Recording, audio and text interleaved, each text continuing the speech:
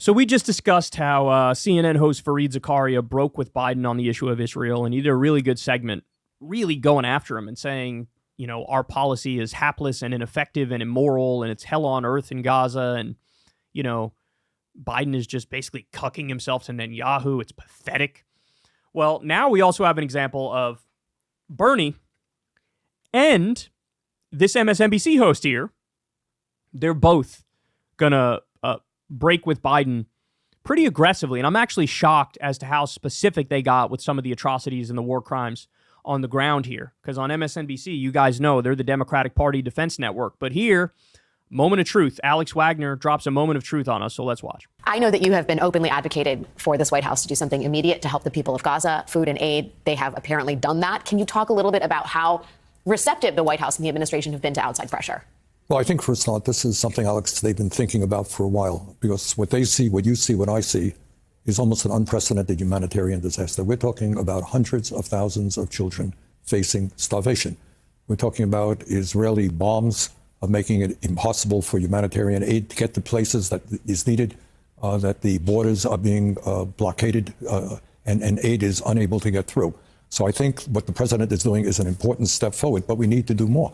We need to tell Netanyahu and his right-wing government that they're going to have to open those borders. The United States of America, and I think the rest of the world, is not going to allow hundreds of thousands of kids to starve to death. So we need a new approach to Israel. For many, many years, we have given them a lot of money. Recently, there was a vote, I voted against it, to give them another $14 billion.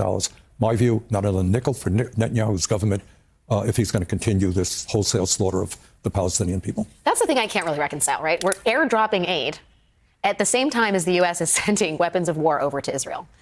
I mean, how do you reconcile that? Is the right hand not talking to the left hand? The fact that the MSNBC host is bringing up that issue, that dichotomy, that contradiction. There's nowhere to hide anymore for Biden. There's nowhere to hide. Everything is so blatant and in your face and obvious. How are you going to, on the one hand, ship money and weapons for them to continue the ethnic cleansing and the genocide? And then on the other hand, you're like, oh, we'll airdrop some aid. By the way, why would you even have to airdrop aid? Because they're doing an ethnic cleansing and a genocide and they're not allowing in any aid.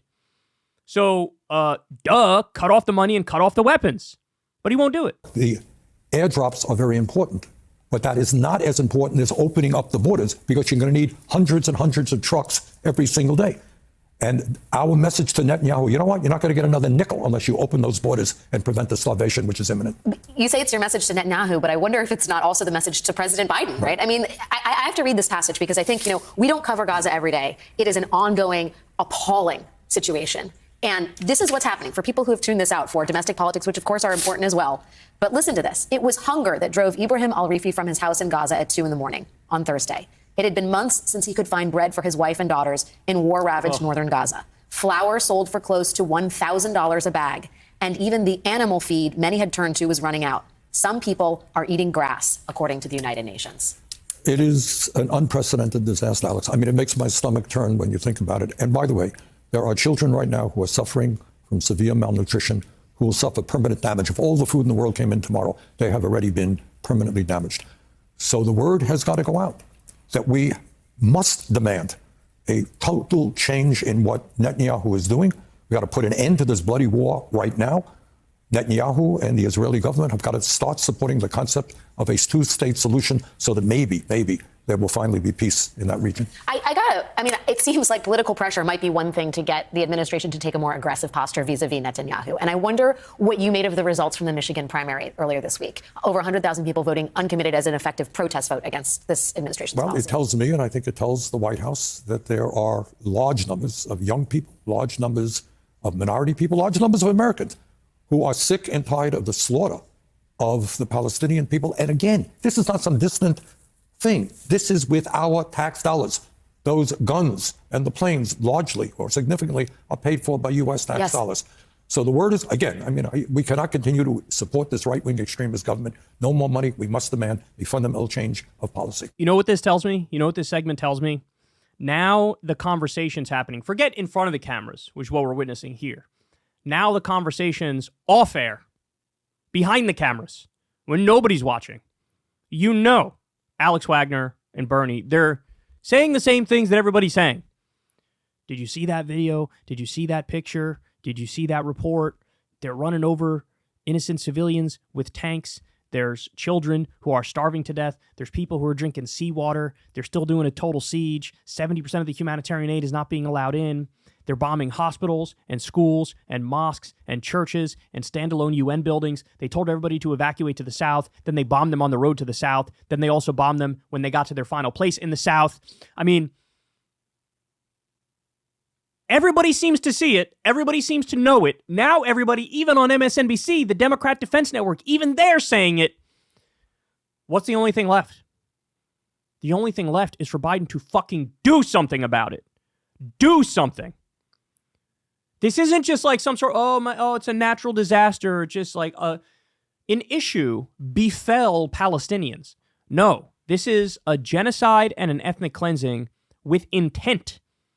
With intent. Don't take my word for it. Take the word of the various top officials in the Israeli government who have said, we're fighting human animals. There's no such thing as an innocent Palestinian. The list goes on and on. If you're only doing a hunt for Hamas, how could you also announce you're doing a siege, which is going to starve 2.3 million people, cut off their food, their fuel, their water, their electricity, etc. Talking about eating bird feed to survive and now running out of that. This is being brought up on MSNBC.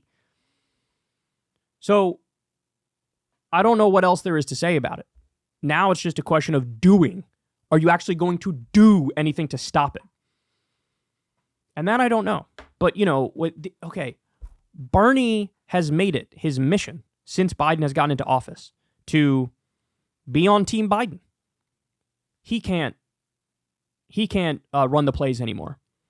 Like I said, MSNBC, their whole existence of their network is to play defense for the Democrats.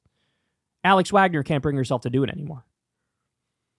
I don't know what it was. Was it the uncommitted vote in Michigan? Is that what snapped people out of it? Is that what it is? Is it the perpetual stream of atrocities that are being reported on a daily basis? Is that what snapped people out of it? Is it the flower massacre that just happened the other day when Palestinians were desperately trying to get some food and they got murked by the Israeli government? 100 of them killed, 700 of them injured. Is that what finally woke people up? Why wasn't it 17 atrocities ago that people got woken up to this? I don't know what it is, but they're waking up.